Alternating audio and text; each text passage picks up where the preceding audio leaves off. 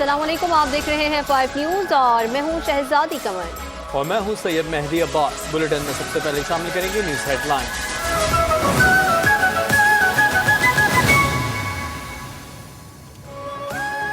کراچی میں عالمی دفاعی نمائش آئیڈیاز 2024، بحریہ کی سیکنگ ہیلی کاپٹر جنگی جہازوں کا فلائی پاسٹ، وزیر اعلیٰ سندھ سید مراد علی شاہ بطور مہمان خصوصی شریک۔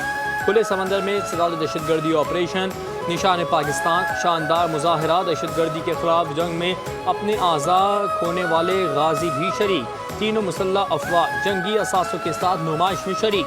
تقریب میں مختلف ممالک کے سفیر، مندوبین اور مبصرین کی بھی شرکت۔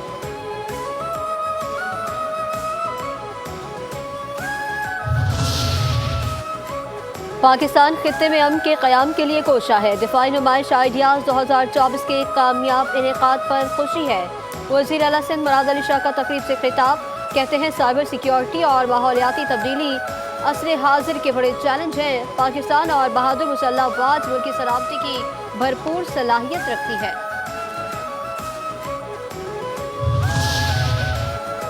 مجھے پاکستان اور مستحکم مستقبل پر کامل یقین ہے۔ 1 سال پہلے چھائے مایوسی کے بادل آج چھٹ چکے ہیں۔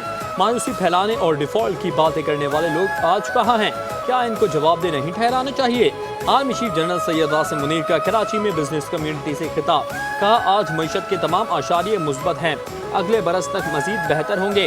صرف پاکستانی ہی پاکستان کو بیل آؤٹ کے ذریعے معاشی استحکام دلا سکتے ہیں۔ کوئی چیز بشمول سیاست ملک سے مقدم نہیں۔ ہم سب کو ذاتی مفاد پر پاکستان کو ترجیح دینی چاہیے۔ Army chief general Syed Asim Munir کا کراچی میں دفاعی نمائش آئیڈیاز کا بھی دورہ، ہتھیاروں اور دفاعی ساز و سامان کا مشاہدہ۔ سپہ سالار نے دوست ممالک کی دفاعی نمائش میں شرکت کو سراہا، مقامی اور بین الاقوامی نمائش کنندگان کی حوصلہ افزائی کی۔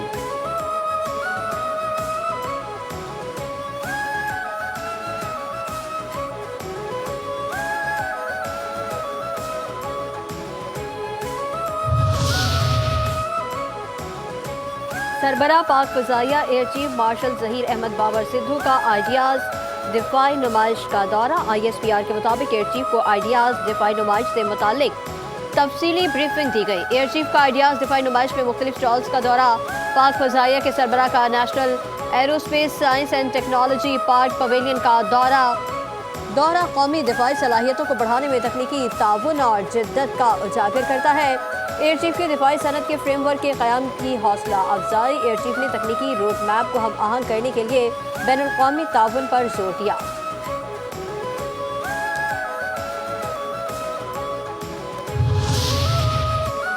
میری time science and technology park کی گراؤنڈ بریکنگ تقریب کا کراچی ایکسپو سینٹر میں انعقاد۔ Chief of the naval staff admiral Naveed Ashraf کی تقریب میں بطور مہمان خصوصی شرکت۔ سربراہ پاک بحریہ نے کہا کہ پاکستان میری time science and technology park ترقی کی راہ ہموار کرے گا۔ پارک کا مقصد بحری ٹیکنالوجیز، آرٹیفیشل انٹیلیجنس کو فروغ دینا ہے۔ ISPR کے مطابق جہاز سازی، ساحلی سیاحت سمیت متعدد شعبوں کو بھی فروغ دینا ہے۔ پاکستان میری time science and technology park ایک جدید تحقیقی اور ترقیاتی مرکز ہے۔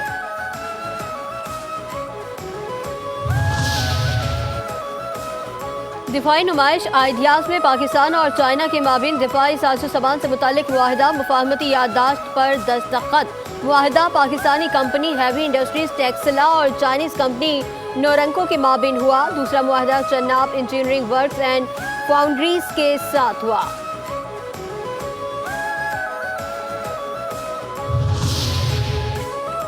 راولپنڈی کی انسداد دہشت گردی عدالت نے بانی PTI کا 5 روزہ جسمانی ریمانڈ منظور کر لیا۔ ریمانڈ نیو ٹاؤن تھانے میں درج مقدمے میں منظور کیا گیا۔ بانی PTI کو مقدمے سے ڈسچارج کرنے کی درخواست خارج، بانی کو 26 نومبر کو دوبارہ پیش کرنے کا حکم۔ الیکشن کمیشن کا عادل خان بازئی کو ٹی سیٹ کرنے کا حکم۔ MNA عادل بازئی کی نااہلی کے لیے نواز شریف کی درخواستوں پر الیکشن کمیشن نے محفوظ فیصلہ سنا دیا۔ فلور کراسنگ پر عادل بازئی نااہل قرار، ڈی سیٹ کرنے کا حکم۔ NA 262 کی نشست خالی قرار۔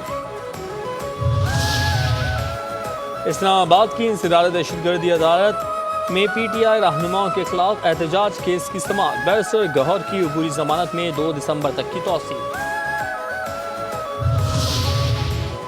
اسلام آباد ہائی کورٹ میں پی ٹی آئی کے احتجاج رکوانے کی درخواست پر سوال۔ وزیر داخلہ محسن نقوی عدالت میں پیش۔ عام شہری کا کیا قصور ہے؟ اس صورتحال سے کیسے نمٹا جائے؟ میں عموماً وزیروں کو طلب نہیں کرتا، لیکن صورتحال کچھ ایسی ہے۔ وزیر داخلہ صاحب آنے کا شکریہ، آپ کو اس مسئلے کے لیے بلایا ہے۔ چیف جسٹس کا محسن نقوی سے مکالمہ۔ محسن نقوی نے بتایا کہ 24 نومبر کو بیلاروس کا وفد پاکستان آ رہا ہے۔ جس دن کوئی آتا ہے تو احتجاج کی کال بھی اسی دن دی جاتی ہے۔ خالی کنٹینرز نہیں لگائے جاتے، راستے بند ہو جاتے ہیں، کاروبار دکانیں سب بند ہو جاتا ہے۔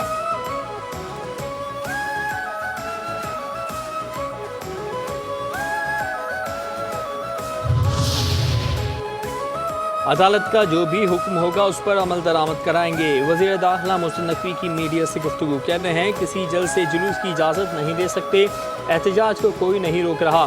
اسلام آباد میں ہی احتجاج کیوں؟ پی ٹی آئی سے کوئی مذاکرات نہیں ہو رہے۔ مذاکرات دھمکیوں کے ساتھ نہیں ہوتے، دھمکیاں دیں اور بات چیت کبھی بولیں، ایسا ممکن نہیں۔ کوئی بھی مسئلہ ہو بیٹھ کر حل کرنا چاہیے۔ موبائل سروس بند کرنے یا نہ کرنے پر کل رات تک فیصلہ ہو جائے گا۔ افغان شہریوں کا احتجاج میں شریک ہونا سمجھ سے بالاتر ہے۔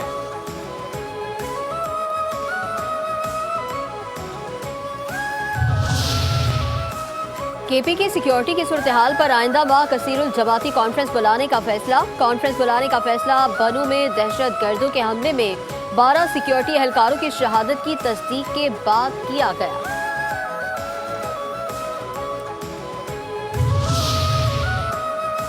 فوج کے بغیر امن و امان کی صورتحال کنٹرول نہیں ہوگی۔ کے پی کی صورتحال پر دسمبر کے پہلے ہفتے میں اے پی سی بلائی جائے گی۔ گورنر کے پی کے فیصل کریم کنڈی کا بیان۔ کہتے ہیں علی امین گنڈا پور سمیت تمام جماعتوں کو مدعو کریں گے۔ کے پی حکومت عوام کی جان و مال کے تحفظ کرنے میں مکمل ناکام ہو چکی۔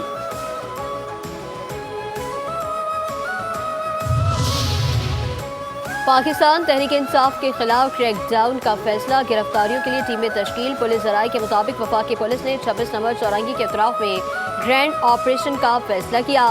ذرائع کا کہنا ہے کہ آپریشن پی ٹی آئی کارکنان اور غیر قانونی طور پر مقیم افغان باشندوں کے خلاف آپریشن ہوگا۔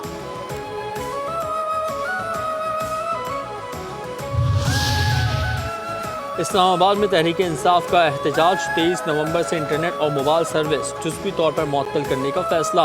ذرائع وزارت داخلہ کے مطابق انٹرنیٹ اور موبائل فون سروس اسلام آباد، کے پی اور پنجاب کے مختلف اضلاع میں معطل کی جائے گی۔ پی ٹی اے کی جانب سے 22 نومبر سے موبائل انٹرنیٹ سروس پر فائر وال ایکٹیو کر دی جائے گی۔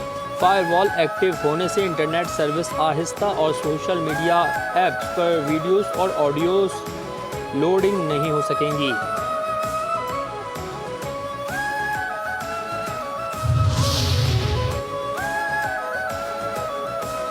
وزارت داخلہ نے پی ٹی آئی احتجاج کے دوران کے پی حکومت کو سرکاری مشینری کے استعمال سے روک دیا۔ وزارت داخلہ کا 24 نومبر کے احتجاج پر کے پی حکومت کو خط میں کہا کہ کے پی حکومت پی ٹی آئی احتجاج میں سرکاری وسائل کے استعمال سے گریز کرے۔